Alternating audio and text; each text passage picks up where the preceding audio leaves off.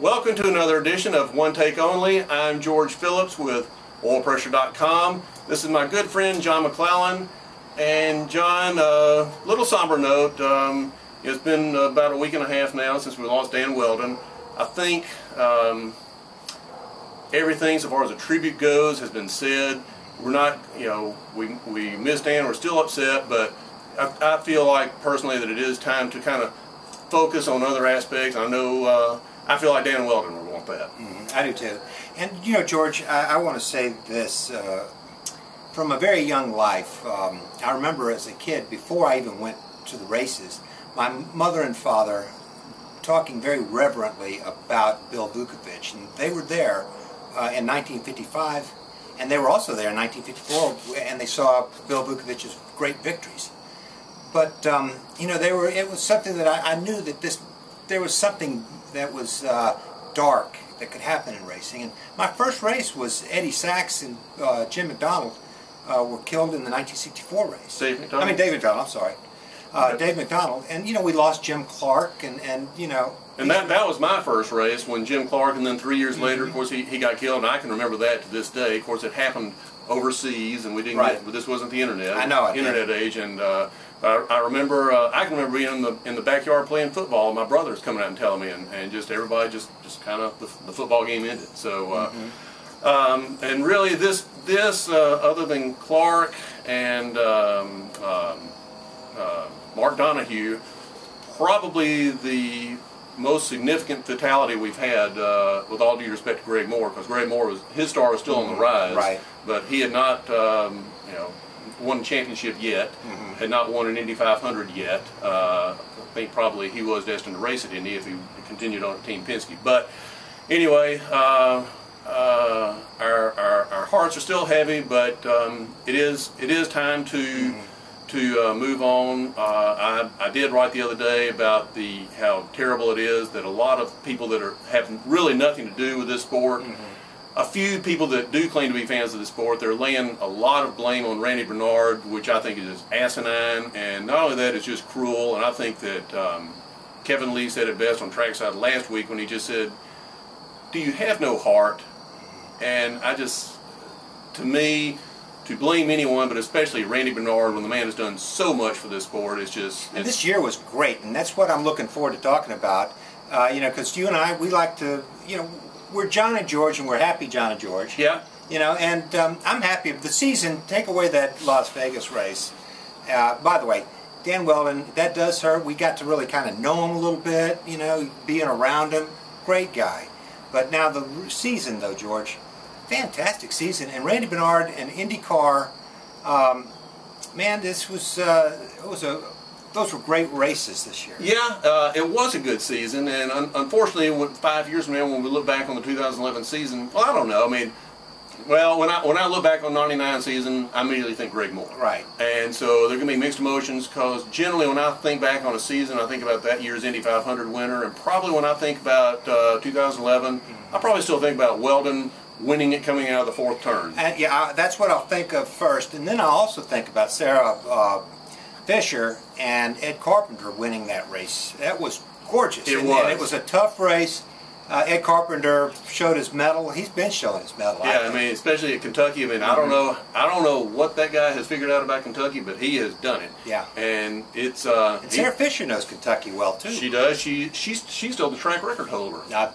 Very good. And she, I forget what the exact speed was, 221, I believe. 203? I mean, 2003 or 2002? 2002. Okay. That wasn't 220. I forget what the speed was, but which I do know she's a track record holder. But Ed Carpenter, he's got what, 2 seconds and a first place finish there in his last 3 races there. Right. That's not a fluke. No, that's no fluke. And none of that too. Sarah Fisher's been working really hard with her team, and regardless of Dollar General, and I know that it's business is business, somebody's going to pick her up, and it's going to be a wonderful. That sponsor will be happy to have her. I hope so. She seems like ever since she's been in the sport, it's been an uphill battle for her with sponsors. Fights hard, and I don't understand why, because she is great with sponsors. Ed Carpenter is great with sponsors. So that's another high point of the season. And I'm like you. I do want to talk about high points. Hey, Marco. How about Marco and Tony Kanaan at Iowa? Iowa. That was awesome. And, you know, as much as we talked about Andretti Autosport at Indianapolis, you know, 2 of their cars didn't even make the race. Unbelievable. Had to cut a deal with A.J. Foyt to get Hunter Ray in the race. But then, you know, you'd have to say that he looks at this season as a success. 3 of his 4 drivers did win races. They sure did. 1 did not. 1 did not.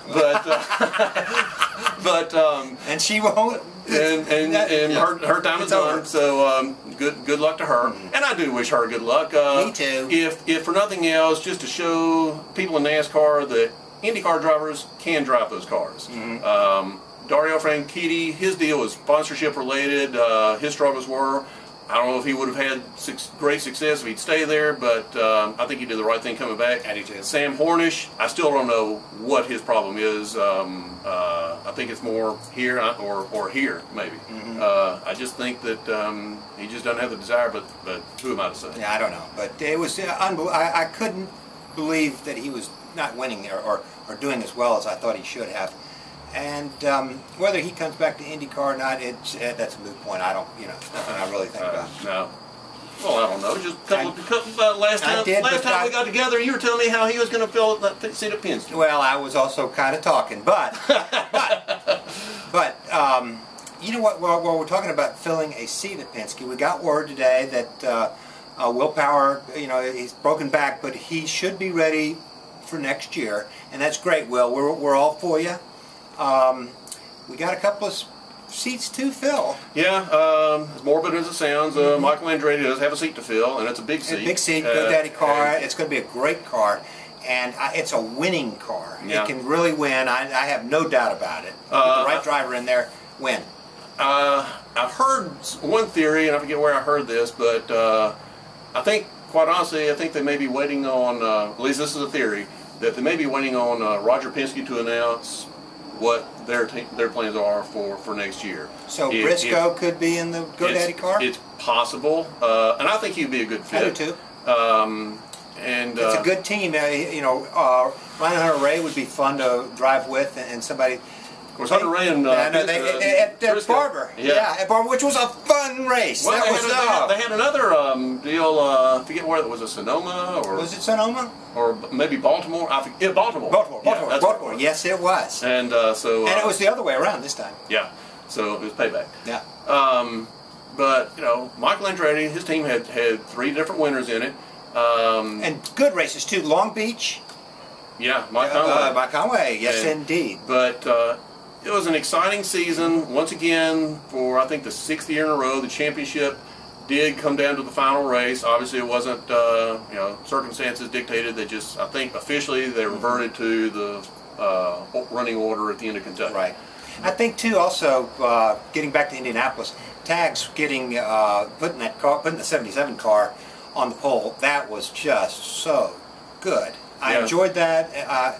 You know. What do you think? What do you think his future is with Sam Schmidt? Sam Schmidt. Sam Schmidt is kind of he's not thinking about. I think he's been talking about not putting together a team. I don't know. I think that's emotions talking. Yeah, I don't know. I you know, truthfully, it wasn't like a whole season deal anyway, right? It's sketchy because I think going into the season it was presented as a whole season deal because Sam Schmidt essentially bought Fast Racing, I believe, and of course that was Tagliani's team. But then I think right after Texas or something, all of a sudden we started hearing whispers that maybe Alex Tagliani wouldn't finish out the season in that car. And I forget him, but I know Wheldon was put in that car for Kentucky, but did anybody else run that car this year besides Dan Wheldon? No. Okay. No one. Just Dan and Tags. I think Tags is a great racer. Yeah. He should be on the team full time next year. And but you know, don't know where that'll be. But there's still a few dominoes to fall for next season. Dreyer and Reinbold once again this time of year we're talking about they had a disappointing season.